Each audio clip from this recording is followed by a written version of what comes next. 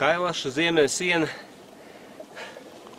un ledājs, kas ir zem Kailaša.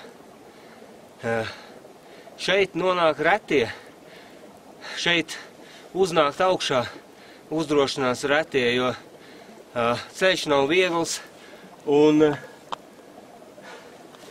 arī ir tāds spiediens jūtams no kalna puses, kaut gan no budismu viedokļa.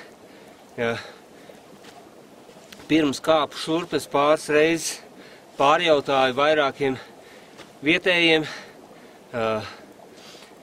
par to, kā ir pieiet šeit pēc iespējas tuvāk. Viņi teica, nē, nav problēma. Ja vien tu izlūdzies atļauju no kalna un ja vien kalns tevi pielaiž sev klāt.